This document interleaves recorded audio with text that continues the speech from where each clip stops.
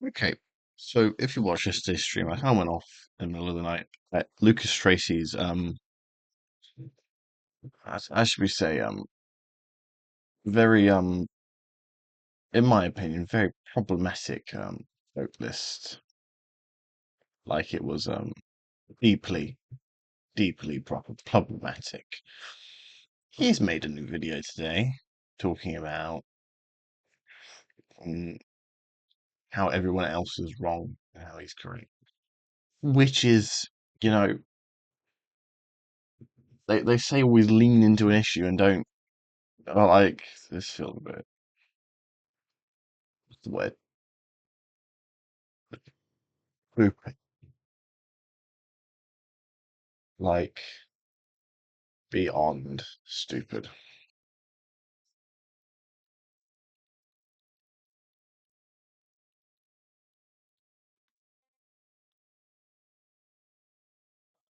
No. I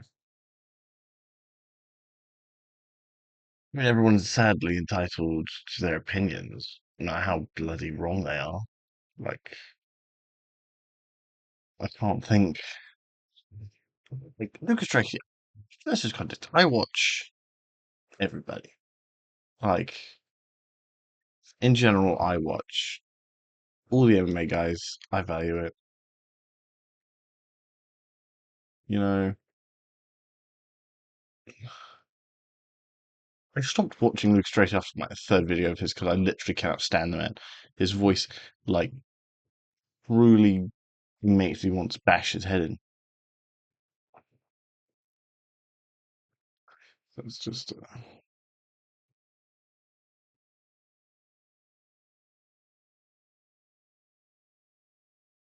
yeah. I watch bits of it, and I deal with it as it goes. But like, I have a number of issues with him. He's an arrogant prick, and he gives all new MMA fans a real bad name because he's just a fucking moron and a bit of an idiot, and he doesn't understand context. And he's getting mad that people are calling him insane. Well, guess what? When you put Armin Sarukian above actual world championships in a GOAT list like tier, yeah, people are going to think you're insane because that's stupid.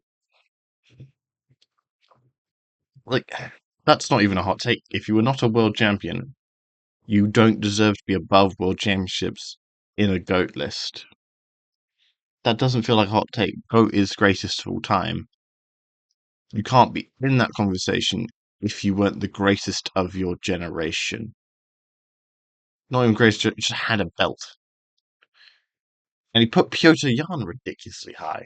Like, I love Jan. Jan's great. But like, there's a harsh reality of Jan did fuck all with his title reign. Like in the grand scheme of who's held that belt, like the grand scheme of everyone that's held that belt, he has done the least. I mean, in terms of like his career before the belt, he's done quite a lot. But like, he lost to O'Malley. Yes, it was maybe a bit of robbery. I agree. I think Jan won. But the reality is, he lost. He will always have that asterisk saying that everyone thinks he won, but records matter and context around that does matter too. And that's one thing I feel Tracy missed a lot. I mean, he's an arrogant prick, and you know the R word would be used, but I don't know if that's guideline friendly, and I can use that word, but he is just there's levels to being an arrogant prick, but like this is next level arrogant prick.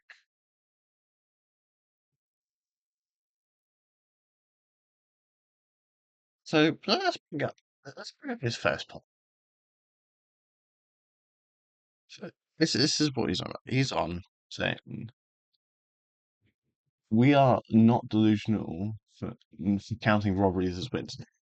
To an extent, yes. Everyone thinks Dominic Reyes beat John Jones, but the reality is the records say he did, and we have to say he beat Dominic Reyes. As much as we all say Dominic Reyes won, and he did win, the reality is it's on that record. It's like saying that his loss to Matt Hamill shouldn't count. If we say that fuck whatever the decisions are, we just have to go with what everyone agreed, then guess what? He doesn't have a loss to Matt Hamill. Which he did, he broke the rules. Therefore he lost. That's simply how that works. And if they had gone into a rematch, guess what it'd say? It said, that's a controversial decision, everyone thinks you lost it, and everyone would be like, well, I won the fight in the end, I'm winning again. And that's how that works, Lucas. And you're gonna pull some dumb fucking shit out your ass, like fucking, oh, yeah, shut up. That's how you fucking sound, you fucking idiot. Like, yes, the context is the most important thing around those matches. Johnny Hendricks versus GSP. Everyone's like, yes, GSP lost. I think GSP lost that fight. But Hendricks was a weight bully and believed to be on steroids. So that context around him losing that fight changes the outcome. And not being funny, the only reason he got a title shot at 185 is because on paper he won the fight. We cannot pretend like, as much as we all admit that robberies are robberies and we believe in fairness, if the rematch doesn't happen, he has officially won, or he's officially lost, and that will be remembered. You can disagree with that as much as you like. Chael Sonnen undefeated, undisputed. Reality is he lost to Az Silver in the last couple of minutes because he got armbarred. Now, Tracy, Tracy. Learn to not love your own voice so much. Start there. And not being funny, you're the guy who makes Aura tier list videos. That's what everyone knows you for. Aura tier list videos. That's what people know you for. Fucking Aura tier lists. I'm sorry, but no. If that is what you're known for, like that is your credential. You're the Aura tier list guy, and you go on to talk about Aura, don't you? Where is it? Championship Aura is the biggest issue in the GOAT discussions. That's captions. Where's that? Let's close captions.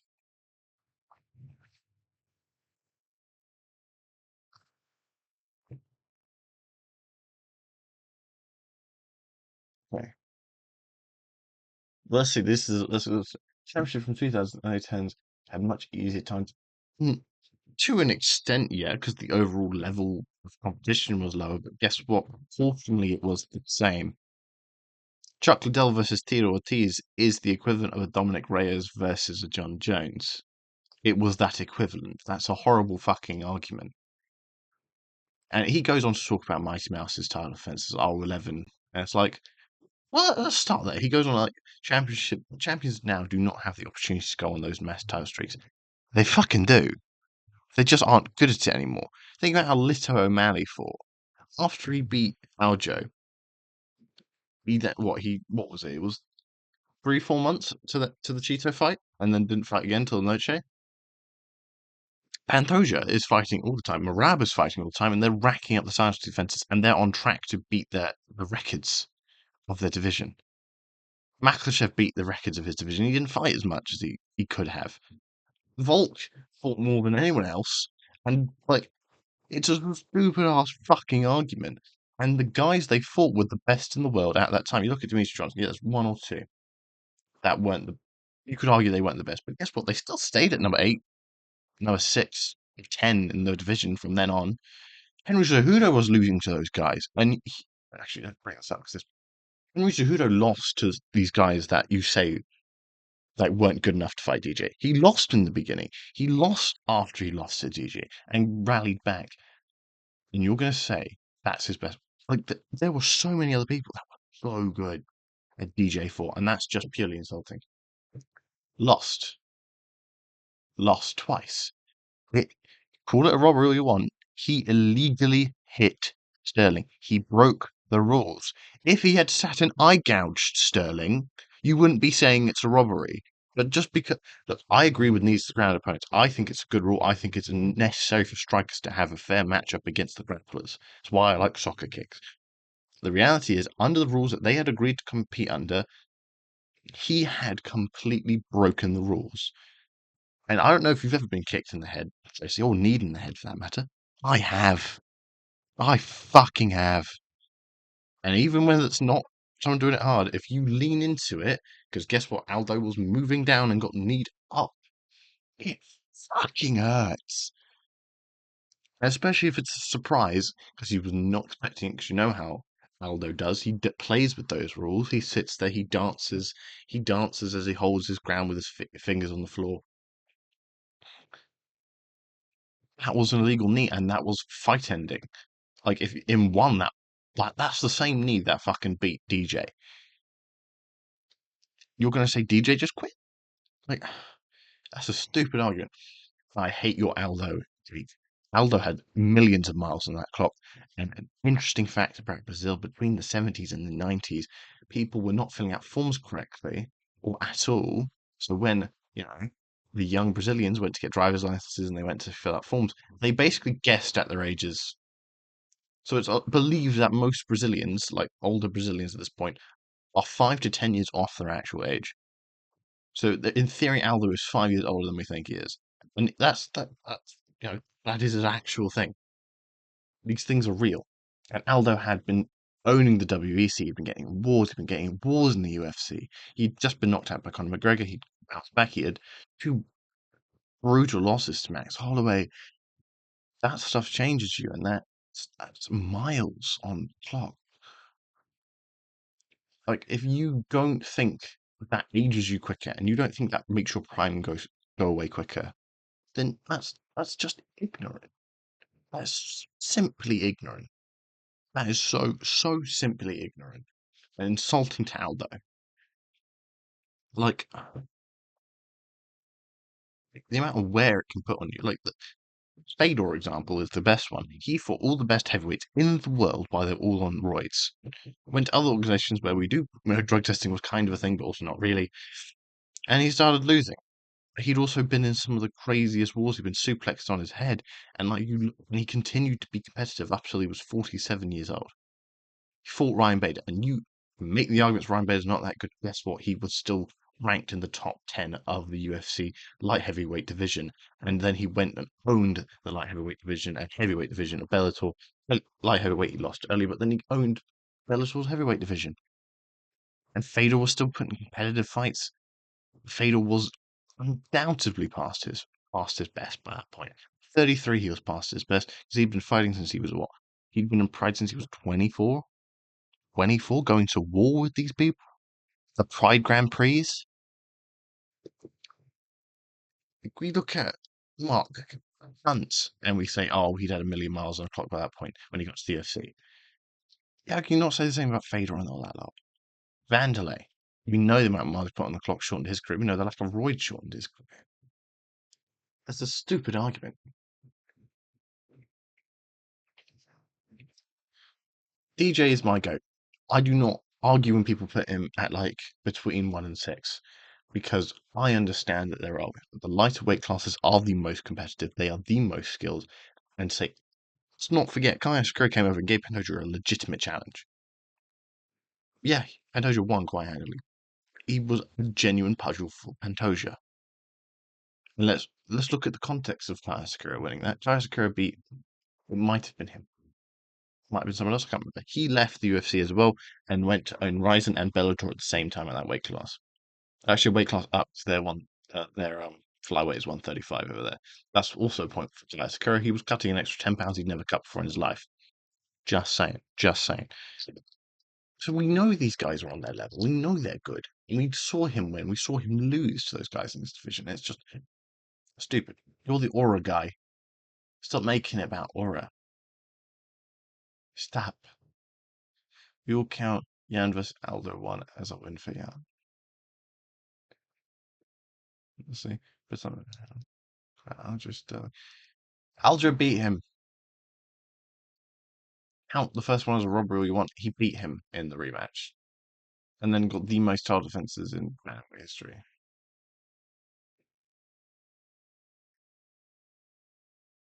Yeah, I'm over DJ. Okay.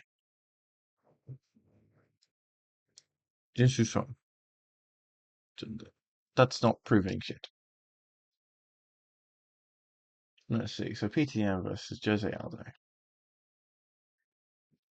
It's presumably where he wins the belt. Loses it to Aljamain Sterling. Gets the interim title. Loses to Sterling. Then loses to Sean O'Malley. Or wherever you want. Then immediately loses to Raab. Beats Sonny Don. Decision. And then beats Davis Figueroa. What about that is more impressive than what DJ did? Fighting bigger guys at 135. Staying competitive. Getting a title shot at 135. Dropping to the 125 division to then beat in a tournament all the best guys, beating them all again, beating the newcomers, beating them all twice again. Hiker France and Pantoja were on the season of The Ultimate Fighter to pick one of DJ's last opponents, and they were lost that season. They were not even the best of their generation when they were joining the UFC, and DJ beat the best of them. Let us not forget that. Let us not forget that. That is where they fought. This does not prove anything. Jan did fuck all with his title reign. We all know he did fuck all with it. As much as I agree that he beat O'Malley, sadly he will not be reflected in the history of the sport, and he's not made it back to a title shot since. It, he hasn't done anything to warrant being at 13. It's a hard truth. Like, you're putting him above Dominic Cruz. All those title defenses in WEC, all those UFC title defenses came back after massive injuries to them, beat the best in the world. Context is king. Let's see what else he's saying. Problem with championship or championships too much. That's just not true. Since Craig era, because of the McGregor era, and COVID happened. That did boost a lot. But you are a COVID baby, and it's very obvious, as am I. But I respect the history of it a lot more, and I understand the context around that. You understand what McGregor did for the sport. He deserves to be on the GOAT list. Does he have to be particularly high? No, I personally put him at like number 10, maybe 13. First ever simultaneous two-division world champion, and the biggest draw in the history of the sport. You look at what he did for combat sports, it's important. That's why GSP gets ranked so high, because he fought for drug testing in the sport. It's the whole point. Like, look at this fucking ugly mug. Jesus Christ. Man needs to shut up. But, like, the reason Muhammad Ali is considered the greatest boxer of all time isn't just because he was a great champion. It's because he was a cultural phenomenon. He gave up 7 years of his prime years not being the heavyweight champion, not beating everyone. Protest Vietnam. Protest Vietnam. Came back after Vietnam ended and then won the championship. Like, he is a cultural phenomenon. His impact. Sorry, that was a track going by. His impact on the world through the sport is what makes him one of the greatest to ever do it. It's all important. That's why GSP is so highly ranked, 'cause he fought for drug testing when no one else was willing to fight for drug testing. That's why DJ's so good, because he was an example of a perfect champion. Perfect title defenses, perfect home life. These things matter. The effect on the world around you matters, because as a sports star, you are an icon, something to look up to. You need achievements in the sport to make changes outside of it. And that's what you're ignoring. You put fucking Ilya so high up. Guess what he's done? Because we want to talk, you talk about context when it's appropriate for you. I'm talking about context always. When it's appropriate for you to talk about context, you talk about like Armin short noticing Islam and being like, oh, short nosed people never win, and then using short nosed people winning as an example of why they should be high on the GOAT list. What the fuck? You just backtracked on your own logic. The reality is, he knocked out Volk after he'd been knocked out 3 months prior, and fat as fuck. Volk was not in a good position. Because they would have knocked him out anyway. That's speculation. Volk won the first round. and then he got clipped. Let's not forget that's how that fight was going. Max had bulked to 155. We know this from his other attempts at 155. He was fat. He, for once, was in shape at 55. We know that weight cut was probably the hardest weight cut he's ever done. That is contextual, and Max turns a million miles per clock. That's not saying Max looked amazing. He looked incredible. But at 155, he looked incredible. That drop is deeply important. Beat Charles Oliveira. Charles Oliveira is very chinny. He gets chinned in every fight. We knew a guy like Ilya could definitely do it. And you talk about it as like, oh no, Ilya, Oliveira, he, was still at the top. First, Arman should have been given the match, the start there. Should have been Arman. Always should have been Arman Sarukian.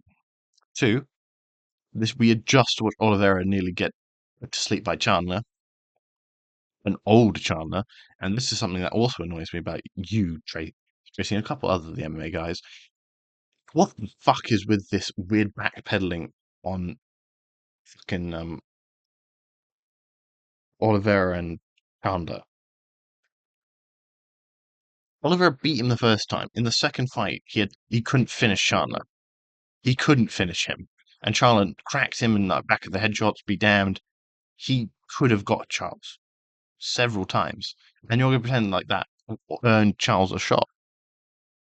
But then you're also going to get mad that people hyping up the fact that Paddy beat him, but Paddy finished him. Oliveira couldn't finish him the second time round when Mike was coming off the sofa and years away from the cage. We know Charles was kind of in a bit of a fall off because he owned Michael Chandler the first time. Like, you've got to pick a side. Either Chandler's that good that it earned Oliveira that shot, or he's bad and that means Paddy's not good. Both cannot be true. Both cannot be true. Like, actually. Get to the side as well. That's fair. I will actually concede that because people getting into the Ultimate Fighter off one contender, that was common practice. Everyone would get one shot off one contender because that left, it's the Tom Aspinall issue now is the way they do it, which is the correct way of doing it. Of you fight all the contenders and then you get a shot at the title. The reason they did it that way before, and we've seen this shift in the sport, was it was done before because if you then become the champion, you then have a row of new challengers to compete against.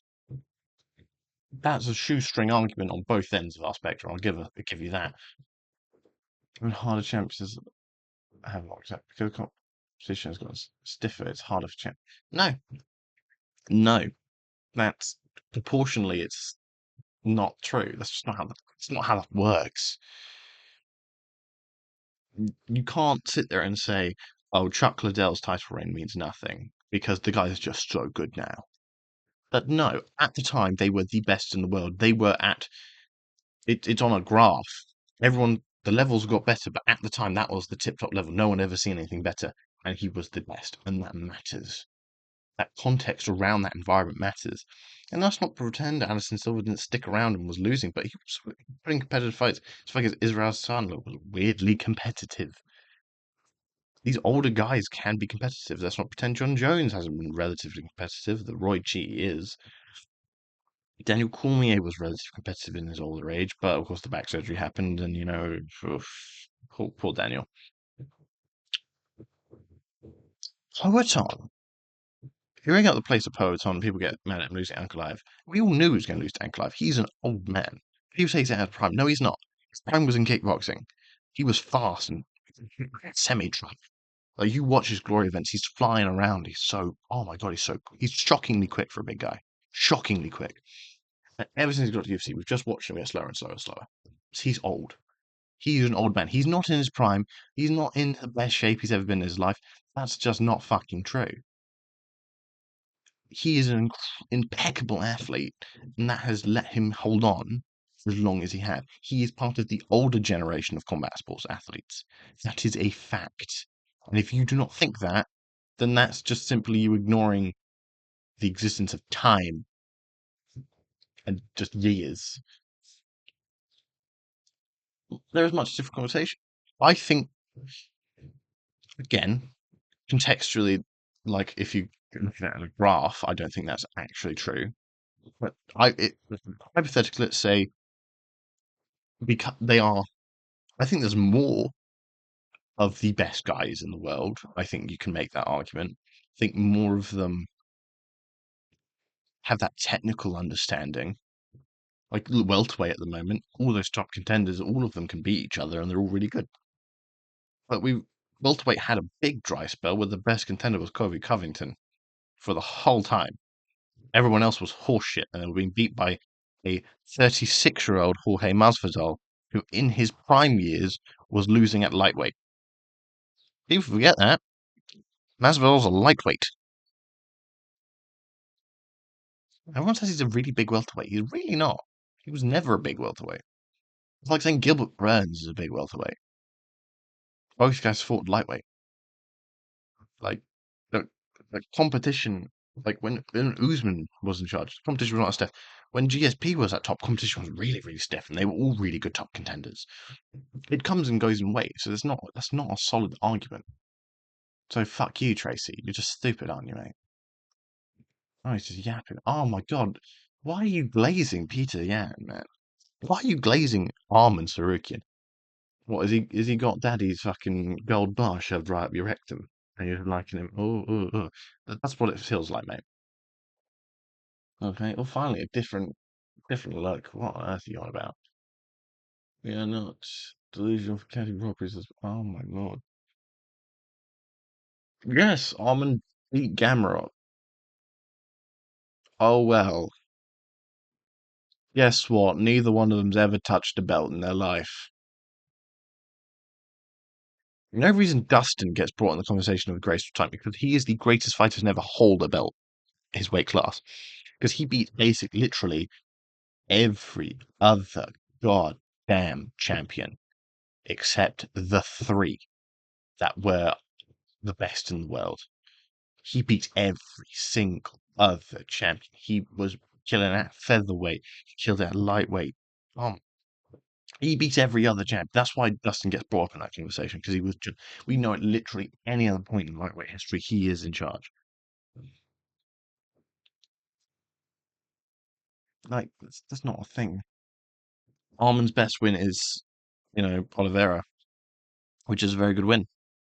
But also, a lot of people say Oliveira won that fight because you look at the chokes he had him in.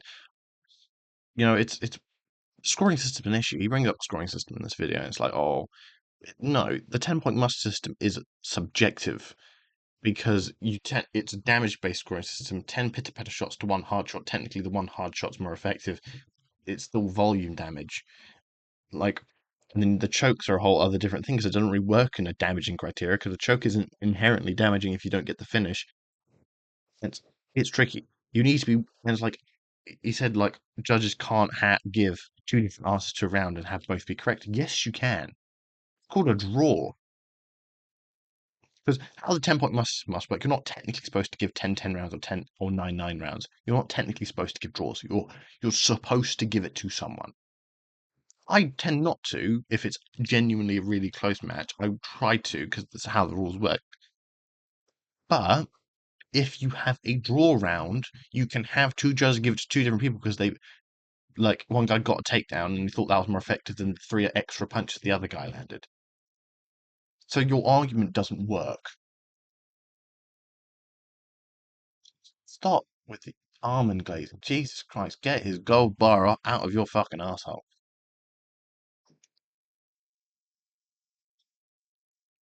Oh my god, most underrated fight in UFC history. Who it is? Oh my god, he's still on about Armin. How is he underrated? Everyone agrees he's good.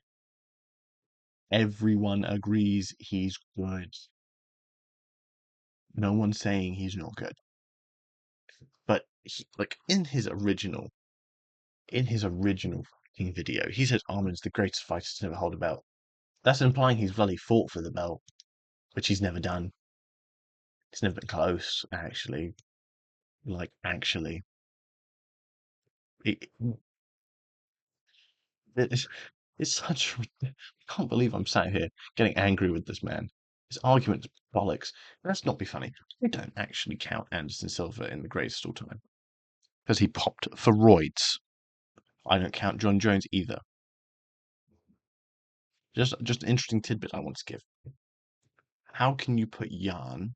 Where's Jan? How can you put Jan above the guy that beat him and did more title defenses? How can you put Jan above Dominic Cruz, who beat the best in the world, who has, if you count WEC, the longest title reign in 135-pound history?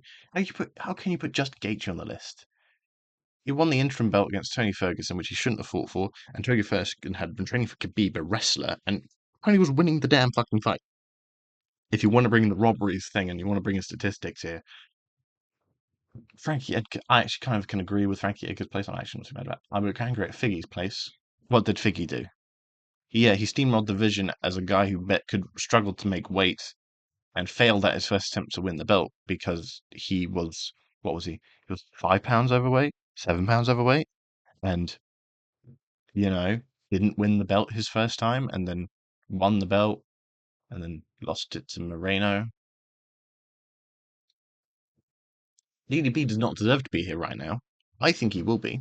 I agree with this placement hypothetically if DDP can beat Chimaev. As I do not count Silva, Israel goes higher. I disagree with Robert because Robert literally never defended his belt successfully. Not once. Same with Bilal. I mean, you can argue their resumes beforehand gets them there. Yoel Romero, yeah, that's really good wins out of Robert. So I can understand Robert being there.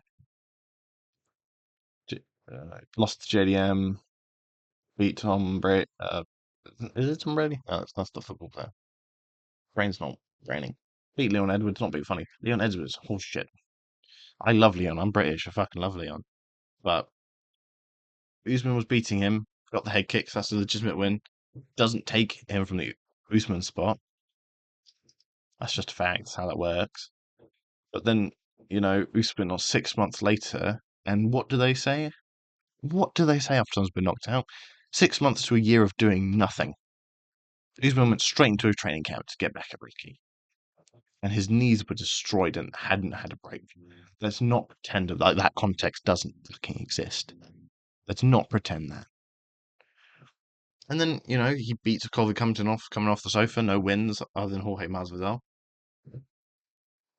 That's why Leon doesn't get this spot. He puts Matt Hughes. Where's he? He puts Matt Hughes. Leon's too high. Dan Henderson, I can agree with, first Pride double champ. Conor McGregor deserves to be higher than this just due to the impact on the sports world in general. Tony, I can understand because he was the greatest lightweight behind Khabib for so long. He well never touched a belt. Kept missing weight was an issue. Matt Humes defined the welterweight division. He's the reason the welterweight division has so much prestige. He's the reason GSP has so much prestige. Is he better than GSP? No. He's the second greatest welterweight of all time, then followed by Kamaru. Kamaru is number 3. I don't think that's a hot take. Glover held the belt once. Lineal top contender. Great guy, but no. Francis, scariest heavyweight of all time. Arguably still the best heavyweight in the world. Fuck you, John. You can have Ilya there in the same reason that Conor was there for a long time. It is the impact he's having. But same with how Conor's not been active. The second Ilya retires, he's going to drop on the rankings because the context matters.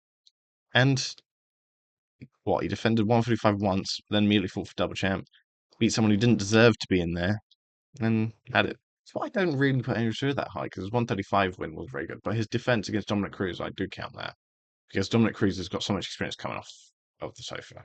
I think it's important to remember that. That's also the thing. He puts TJ Dillashaw on this list. Where did he put TJ? So, BG Penn's too low. He set the standard for lightweights for the longest time. Sean Strickland does not deserve to be on that list. He just doesn't. But I don't think that's not even a hot take. That's just simple. TJ, goddamn Dillashaw. EPO cheat. Let's just start there. And the reality is, people go on and they say the Cody Garbrandt, that beat Dominic Cruz. It's just like, oh, that's aged really horribly. And it makes Dominic Cruz look bad. No, it doesn't. Cody was beating TJ. He got angry and then got knocked out. You cannot ignore that context of that fight. Come on, Tracy, context. This literally just looks like your Aura tier list videos. Like, what the fuck, man? Get your head out your ass. You put Pantoja above DJ. DJ got more title defenses against the same caliber guys, similar caliber guys. He discredited one championship's fighters. Let's be real here. At the lighter weight classes, we know for a fact Asia has some of the best guys in the world. You cannot deny that. Just because you do not follow it, and just because you can't name those guys, does not make them not worth it. That's fucking stupid. That's like saying Anderson because no one knew the guys he was building at welterweight in Pride didn't deserve what he got. Like, just because you do not know them does not mean they're good. Just because you're a little fucking idiot who sits there and only watches UFC and doesn't familiarize yourself with the entirety of the MMA space and the history and why it's so important to talk about and how it relates to all the other combat sports and how it's changed things. That's on you, isn't it? It's on you for being a bit stupid. It just is. And you know it is. And this is the most rage baited thing on the planet. You're going to put Pierre Pereira this high. You know what? Yuri Prohaska, very good win. Jan Blachowicz, very good win. Jamal Hill is a very good win. People don't like to say it, but he is. Khalil Ranchi, short notice. That's a pretty decent win. That's still too high for Pereira. Like, yeah, that's a good amount of title defenses. It's good. He deserves to be, like, if you, like, I don't count John Jones because, of course, he's a Roy cheat. So, actually, for me, Pereira is arguably the second greatest light heavyweight of all time. I'll go back on the light heavyweights ones because, you know, Frank Shamrock, the original light heavyweight king, beat Tito Ortiz. You know, he owned the division. He kept fighting for years after that. You know, yeah, you can tell because like that Lucas is the type of guy to say, "Oh, who was Bas Rutten when he won the title?" It's like, "Oh no, Pancrase was the good one at the time. Pancrase happened before UFC. They were the big show, so it's tap."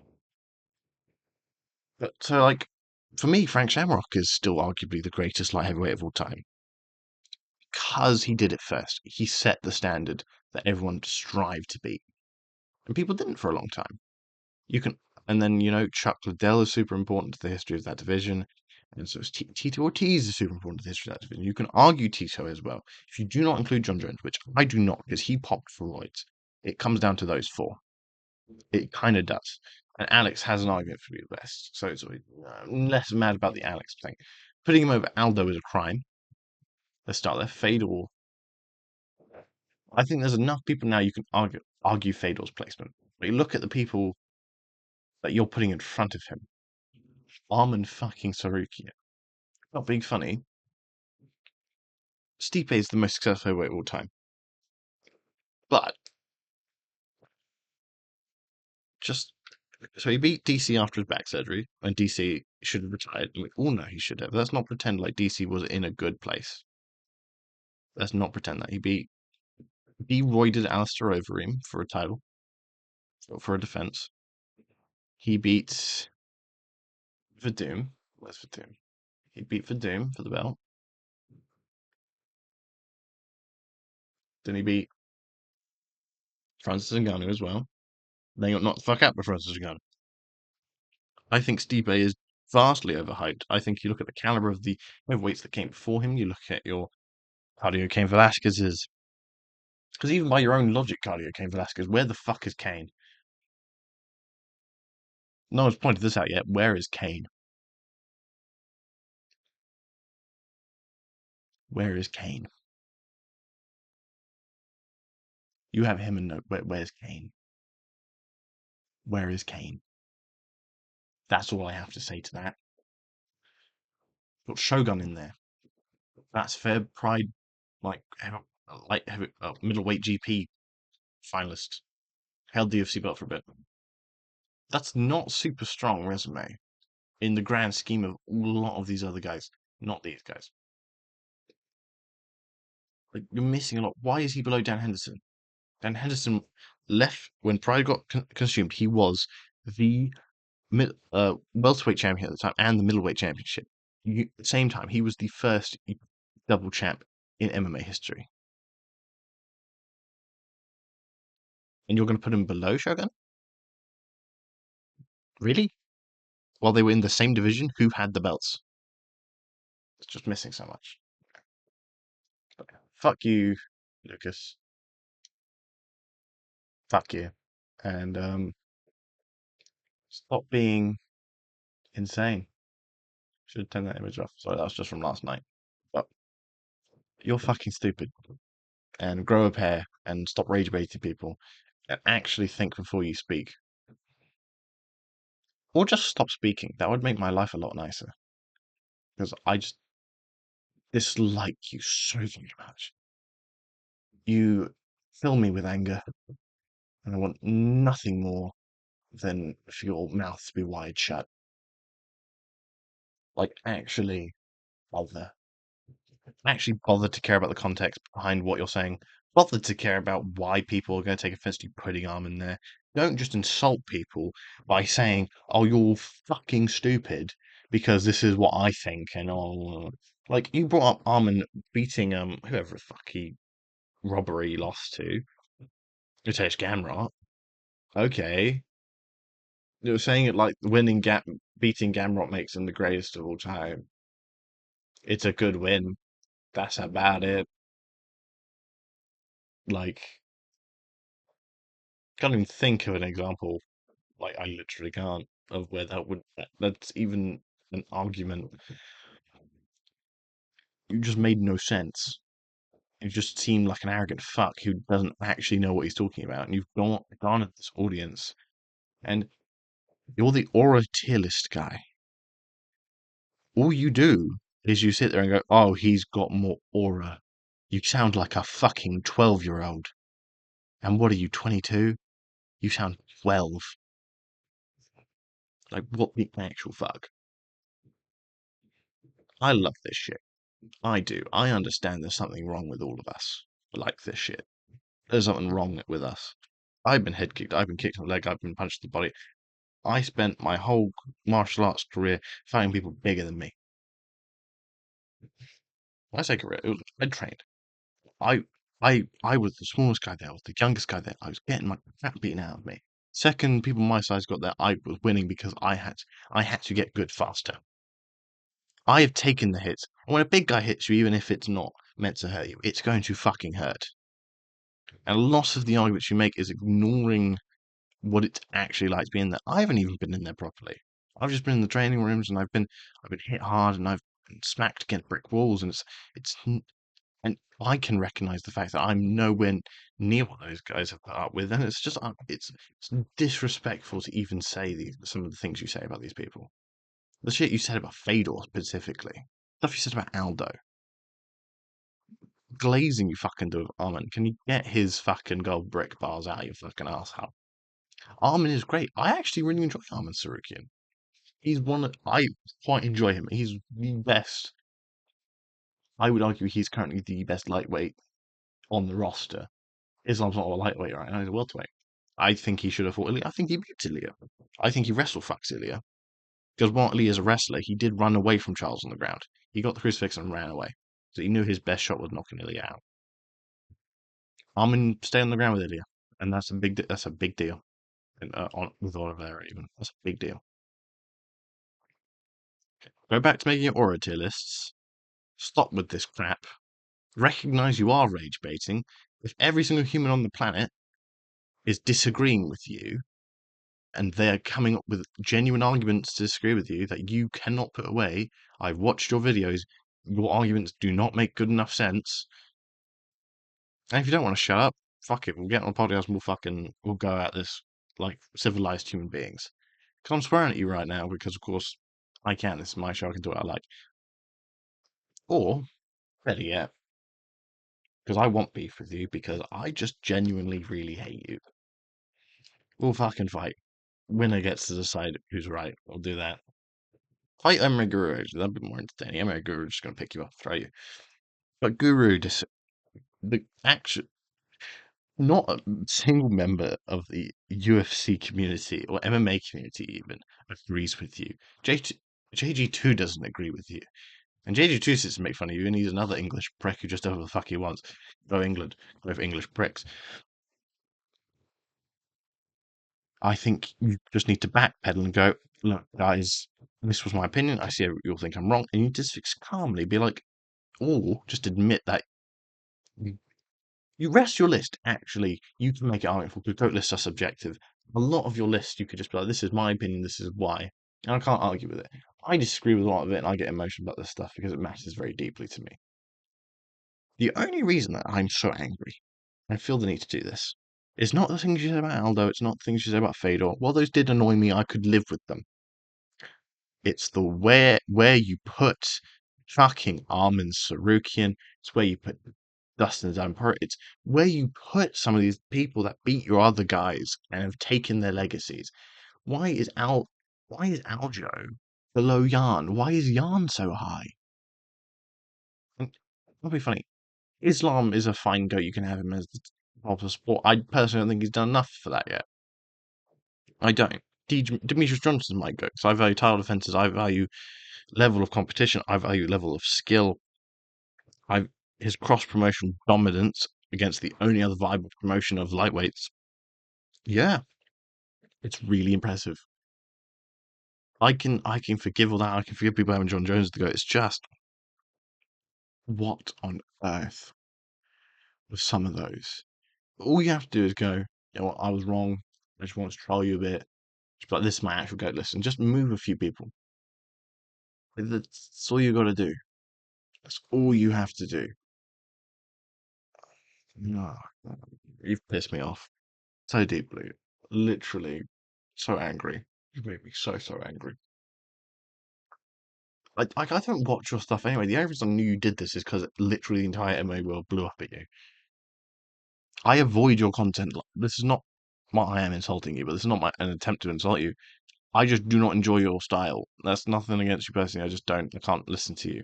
Only reason I bothered to watch it is because everyone else got so bloody angry at it, and it's made me even more angry because I had to watch you just to see what everyone else was on about. So, pack up, roll back, and just stop, or we'll fight. One of the two.